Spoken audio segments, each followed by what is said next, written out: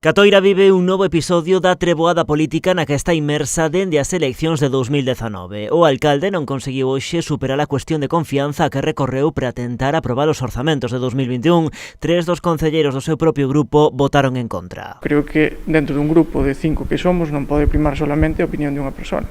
Aseguran que os orzamentos foron a pinga que rebordou o vaso porque din sempre tiveron as mans atadas. Nunca, desde que tomou posesión o alcalde, tuvemos liberdade un pouco dentro das nosas competencias para desarrollar a nosa labor, sempre impedimentos e ao final pois, o que rachou foi os presupostos, pero nunca se nos deixou traballar como un grupo que éramos. Pero o alcalde di sentirse traizoado polo seu propio equipo. A traición é larga, desde hai máis de 2 anos, destes concelleiros díscolos, e podíamos calificalos tamén de neófitos. O veterano rexedor insiste en que non pensa marchar, non entende por que o partido non chamou a orde aos 3 concelleiros tránsfugas, di que pedirá explicacións e pon o foco en varios membros do PSDG dos que polo de agora non dá nomes. Que non me vou a ir porque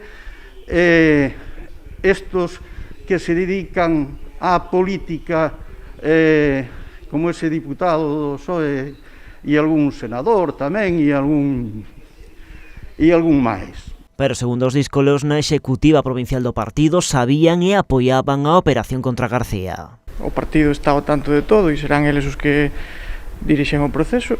Nós temos o seu apoio e estamos tranquilos. Agora ábrese un prazo dun mes para presentar unha moción de censura, algo que non descartan nin os díscolos do PSOE nin o BNG. Nós, co PSOE, sin Alberto García, chegaríamos, como a onde pudéramos negociar. Un posible acordo que tampouco descarta o propio alcalde. Non me extraña porque están coincidindo nas votacións con eles e a min constame que teñen reunións desde hai máis de ano e pico. Quen si pecha filas en torno a Alberto García e o PP, o seu voceiro defende as contas municipais e carga contra os que denomina concelleiros disidentes. Non entendo ese interese tan forte por querer chegar sin unhas eleccións pois ao sillón do señor García. Eu recoméndolle esperar estes 2 aniños, presentarse a unhas eleccións se de verdade o consideran e gañar as eleccións. Se no prazo dun mes non se presenta ningunha moción de censura, Alberto García continuará co bastón de mando nas súas mans e cos orzamentos de 2021 aprobados. O alcalde di que agardará ese prazo tamén para tomar medidas contra os 3 concelleiros que Avanza vai expulsar do seu grupo municipal.